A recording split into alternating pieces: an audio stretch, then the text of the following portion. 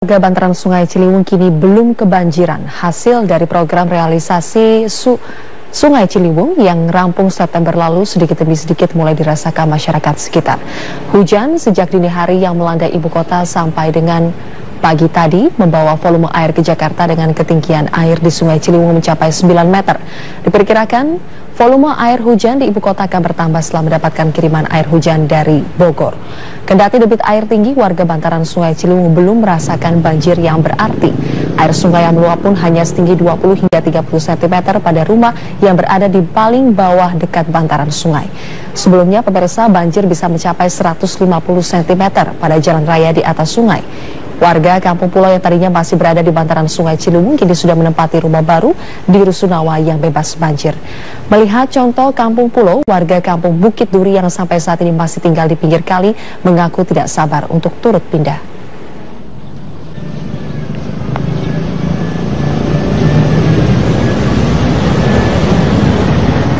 Kita beralih ke informasi. Hari ini Presiden Joko Widodo dijadwalkan tiba di Wonogiri, Jawa Tengah dalam rangkaian kunjungan kerja pengembangan program investasi dan lapangan kerja. Kita bergabung bersama rekan kami Tiara Amalia langsung dari Wonogiri, Jawa Tengah. Tiara, apa saja agenda Presiden di Wonogiri? Ya, Robert, RI 1 Presiden Joko Widodo hari ini dijadwalkan meresmikan pendirian pabrik garmen asal Korea yakni PT Nesha Pan Pacific Clothing di Desa Kelorjo, Kecamatan Ngadirojo, Wonogiri, Jawa Tengah. Presiden beserta rombongan dijadwalkan akan tiba pada pukul 2:30 nanti. Dalam kunjungan kerja ini, Jokowi juga akan menekan Memorandum of Understanding atau MOU tentang penyerapan tenaga kerja dengan beberapa perusahaan. Selanjutnya, Jokowi nanti juga akan menandatangani prasasti pendirian pabrik garmen PT Nesha Pan Pacific Clothing. Kunjungan kerja ini merupakan salah satu peluncuran program investasi padat karya menciptakan lapangan kerja tahap 3. Program ini ditujukan untuk membuka lapangan kerja dengan menarik investasi ke Indonesia. Dengan begitu, program kerja ini akan menekan angka pengangguran karena pabrik-pabrik ini nantinya akan menyerap ratusan ribu tenaga kerja. Yang memang saat ini semua pabrik baru ada berlokasi di 2 provinsi yakni Jawa Barat dan Jawa Tengah yang memang merupakan baru tahap awal. PT Nesha Pan Pacific Clothing ini merupakan pabrik investor asing asal Korea. Pabrik garmen ini merupakan salah satu dari 16 pabrik yang akan dibangun sepanjang tahun ini hingga Desember 2016 nanti yang akan merekrut hingga 200.000 tenaga kerja. Dan dari rilis yang kami terima, Presiden Joko Widodo selain didampingi Ibu Negara Iriana Joko Widodo, nanti juga turut serta Menteri Perindustrian Saleh Husin, Menristek Dikti M. Nasir, Kepala BKPM Franky Sibarani, dan Kepala Staf Kepresidenan Teten Masduki. Robert. Baik, terima kasih Tiara Amalia atas informasi Anda langsung dari Wonogiri, Jawa Tengah. Pemirsa, Jessica Wongso, teman sekaligus saksi dalam kasus tewasnya Wayan Mirna Salihin diperiksa penyidik Polda Metro Jaya selama hampir 7 jam. Jessica selesai menjalani pemeriksaan pukul 19.40 waktu Indonesia Barat. Didampingi kuasa hukumnya, Jessica menemui wartawan sesaat setelah diperiksa penyidik Polda Metro Jaya. Menurut Jessica, pertanyaan penyidik sama seperti sebelumnya, tetapi lebih detail. Jessica mengaku menjawab serangkaian pertanyaan mengenai kronologis di Cafe Olivier pada Kamis 2 pekan lalu. Jessica, yang juga teman Mirna saat kuliah di Australia, mengaku tidak mengetahui soal zat cyanida yang ada dalam es kopi Vietnam pesanan Mirna. Jessica juga mengaku tidak mencicipi kopi tersebut karena dirinya rentan sakit mah dan kopi Vietnam tersebut merupakan jenis kopi yang cukup kuat. Terkait agenda pemanggilan selanjutnya, Jessica mengatakan tidak tahu. Mirna meninggal sesaat setelah meminum es kopi Vietnam di Cafe Olivier Grand Indonesia. Saat kejadian, Jessica datang dan memesan minuman untuk Mirna dan Hani terlebih dahulu. Itu cuma menyempurnakan BAP yang kemarin ya. Tidak ada pertanyaan baru. Ditanya yang lebih detail aja gitu. Yang disempurnakan pertanyaan poinnya apa itu? Seperti yang di BAP aja ya kronologinya. Memang kronologinya seperti apa sih? Kenapa? Kronologinya masih sama seperti yang biasa-biasa. Ada ditanya soal celana? Mungkin? Tidak. Tapi soal yang celana dibuang itu kamu emang... Oh, saya tidak bisa komen itu. Kalau polisi tidak tanya, saya tidak bisa.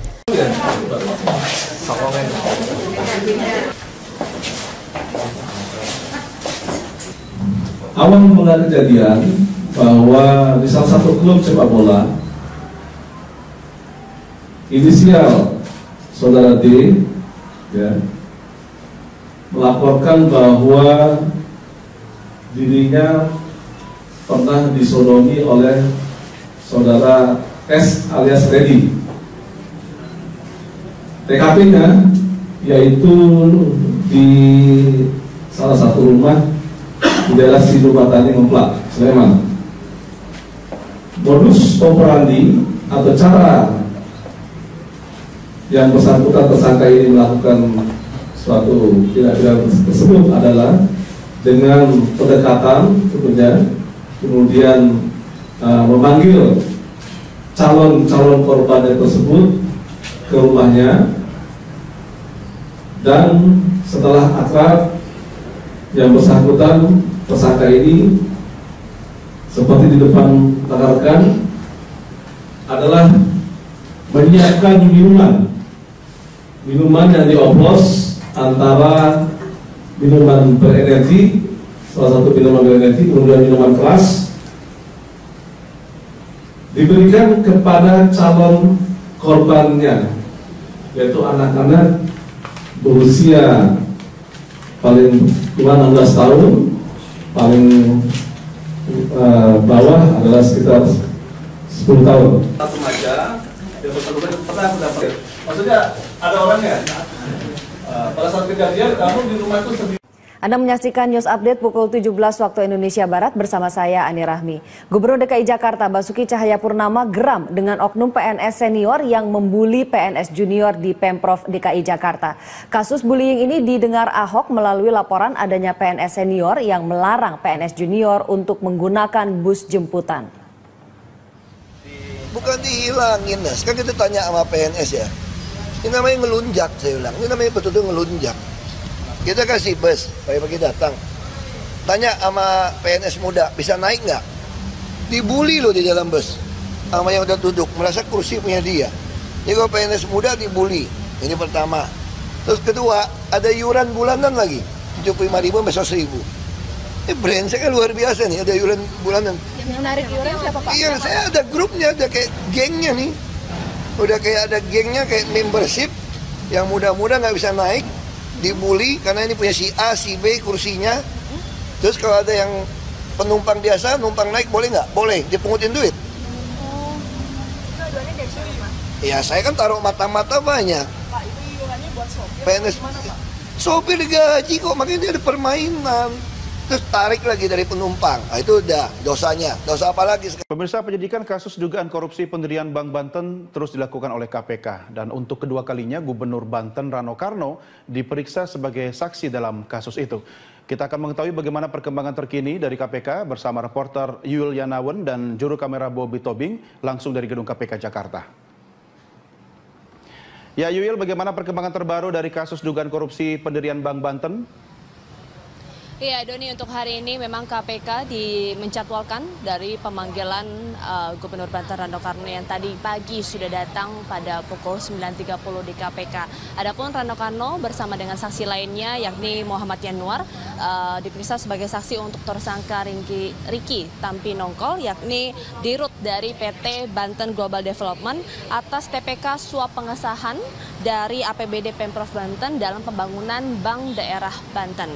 Dan pemeriksaan ini adalah merupakan pemeriksaan yang kedua untuk Rano Karno, dan perkembangan dari penyidikan kasus ini memang KPK masih memeriksa beberapa saksi terkait dari para tersangka yang sebelumnya KPK juga telah menetapkan 3 tersangka dalam kasus ini, diantaranya adalah anggota DPRD Banten dari fraksi PDIP yakni Tri Satya, kemudian ada wakil ketua DPRD Banten dari fraksi Golkar SM Hartono, dan ketiga adalah tadi yang saya sebutkan adalah dirut dari PT Global Development yakni Riki Tampi Nongkol. Dan memang untuk pemeriksaan dan juga penyidikan atas kasus ini dan perkembangannya KPK masih terus menelusuri keterangan dari saksi-saksi. Doni. Ya Yul, lalu apa saja keterangan yang disampaikan oleh Rano Karno saat selesai menjalani pemeriksaan sebagai saksi di KPK? Ya Doni, dalam pemeriksaan berjalan selama 2 jam tadi siang memang Rano Karno usai dari pemeriksaan penyidik tidak menyampaikan substansi materi dari pemeriksaan tersebut. Namun memang kalau misalnya kita review dari pemeriksaan Rano Karno yang pertama pada 7 Januari lalu, memang Rano Karno menyatakan bahwa ada anggota DPRD meminta uang sebesar 10 miliar rupiah kepada Ricky Tampinongkol. Dan memang meskipun Rano Karno tidak memberikan keterangan kepada awak media terkait dengan substansi dari isi dari pemeriksaan yang diikutinya hari ini bersama dengan penyidik, memang kami juga masih memantau bahwa dari pemeriksaan saksi-saksi yang dikembangkan dalam kasus ini, tentunya dari penyidik KPK juga akan menelusuri bukti-bukti dan juga keterangan dari saksi untuk memperkuat kemudian berkas-berkas untuk para tersangka dalam kasus TPK pengesahan dari suap dana APBD Banten untuk pembangunan Bank Banten 2016. Doni. Ya Yul, ini kan pemeriksaan yang kedua kalinya untuk Rano Karno sebagai Gubernur Banten. Yang kalau nanti jadi Bank Banten itu berdiri, Gubernur adalah atasan langsung dari Direktur Utama Bank Banten sendiri. Apakah ada kemungkinan Rano Karno akan diperiksa kembali dan berubah statusnya mungkin menjadi tersangka bersamaan dengan status yang dikenakan kepada Ricky Tampinongkol?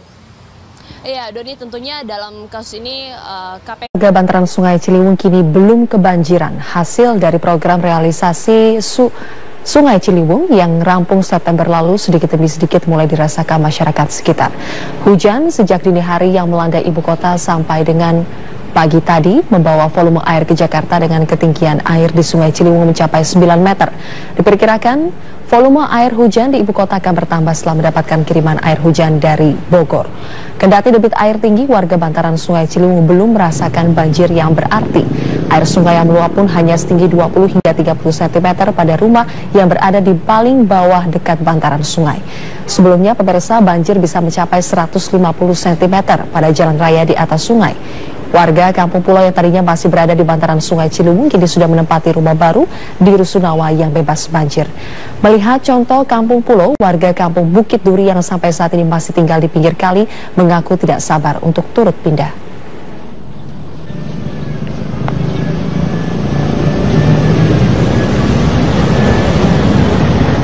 Kita beralih ke informasi. Hari ini Presiden Joko Widodo dijadwalkan tiba di Wonogiri, Jawa Tengah dalam rangkaian kunjungan kerja pengembangan program investasi dan lapangan kerja. Kita bergabung bersama rekan kami Tiara Amalia langsung dari Wonogiri, Jawa Tengah. Tiara, apa saja agenda Presiden di Wonogiri? Ya, Robert, RI 1 Presiden Joko Widodo hari ini dijadwalkan meresmikan pendirian pabrik garmen asal Korea yakni PT Nesha Pan Pacific Clothing di Desa Kelorjo, Kecamatan Ngadirojo, Wonogiri, Jawa Tengah. Presiden beserta rombongan dijadwalkan akan tiba pada pukul 2:30 nanti.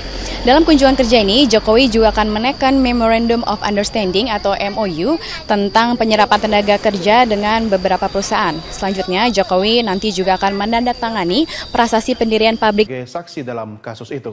Kita akan mengetahui bagaimana perkembangan terkini dari KPK bersama reporter Yul Yanawan dan juru kamera Bobby Tobing langsung dari gedung KPK Jakarta. Ya Yul, bagaimana perkembangan terbaru dari kasus dugaan korupsi pendirian Bank Banten?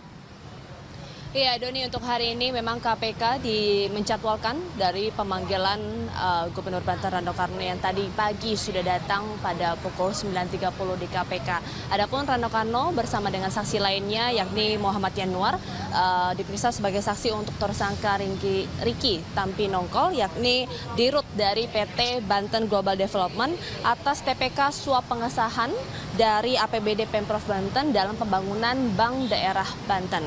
Dan pemeriksaan ini adalah merupakan pemeriksaan yang kedua untuk Rano Karno dan perkembangan dari penyidikan kasus ini memang KPK masih memeriksa beberapa saksi terkait dari para tersangka yang sebelumnya KPK juga telah menetapkan 3 tersangka dalam kasus ini, diantaranya adalah anggota DPRD Banten dari fraksi PDIP yakni Tri Satya, kemudian ada wakil ketua DPRD Banten dari fraksi Golkar SM Hartono, dan ketiga adalah tadi yang saya sebutkan adalah dirut dari PT Global Development yakni Ricky Tampinongkol. Dan memang untuk pemeriksaan dan juga penyidikan atas kasus ini dan perkembangannya KPK masih terus menelusuri keterangan dari saksi-saksi.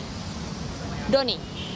Ya Yul, lalu apa saja keterangan yang disampaikan oleh Rano Karno saat selesai menjalani pemeriksaan sebagai saksi di KPK?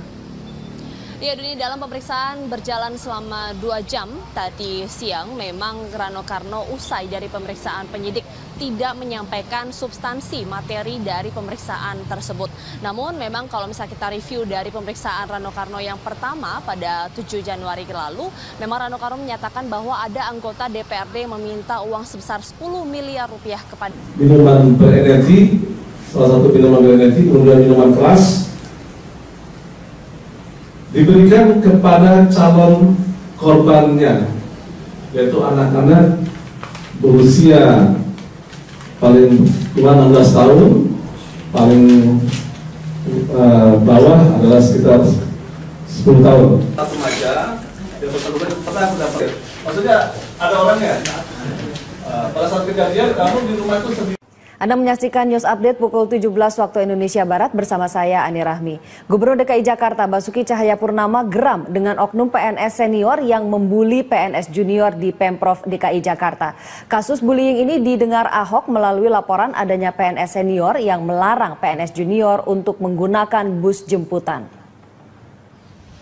Bukan dihilangin, sekarang kita tanya sama PNS ya.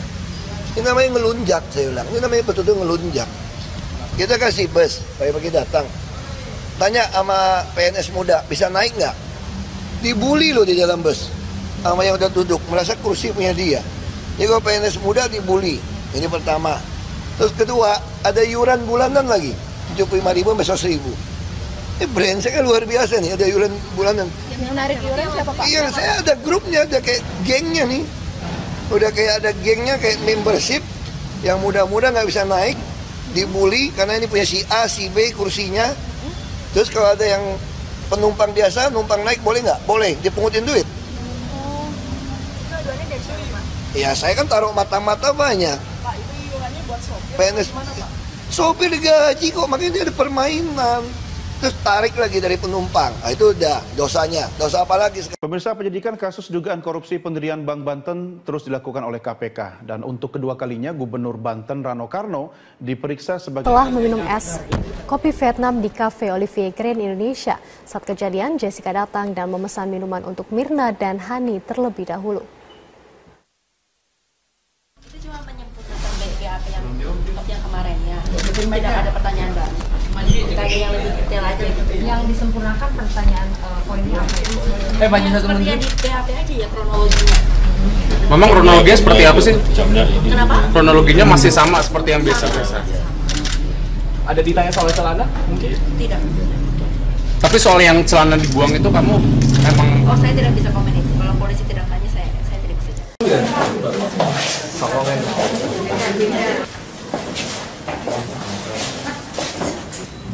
Awal mula kejadian bahwa di salah satu klub sepak bola, inisial saudara D ya, melaporkan bahwa dirinya pernah disodomi oleh saudara S alias Reddy.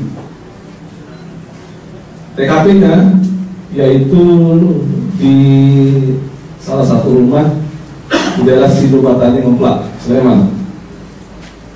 Modus operandi atau cara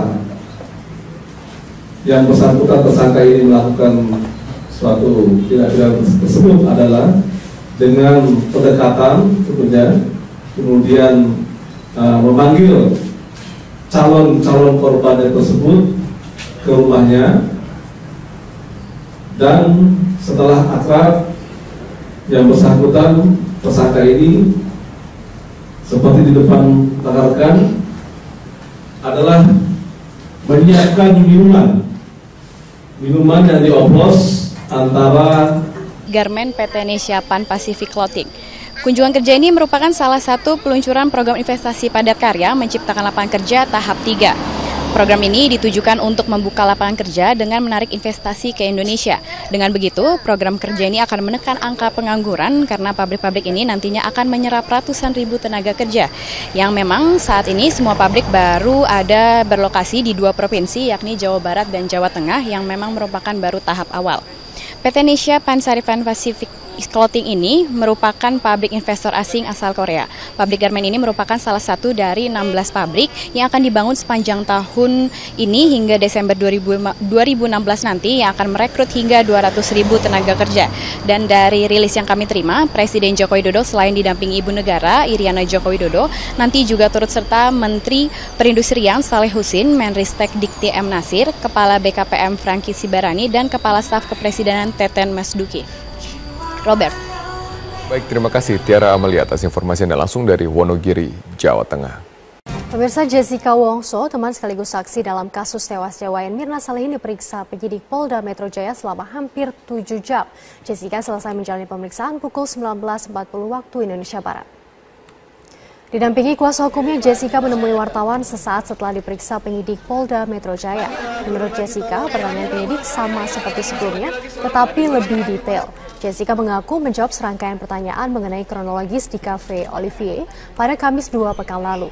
Jessica, yang juga teman Mirna saat kuliah di Australia, mengaku tidak mengetahui soal zat cyanida yang ada dalam es kopi Vietnam pesanan Mirna. Jessica juga mengaku tidak mencicipi kopi tersebut karena dirinya rentan sakit mah dan kopi Vietnam tersebut merupakan jenis kopi yang cukup kuat. Terkait agenda pemanggilan selanjutnya, Jessica mengatakan tidak tahu. Mirna meninggal sesaat setelah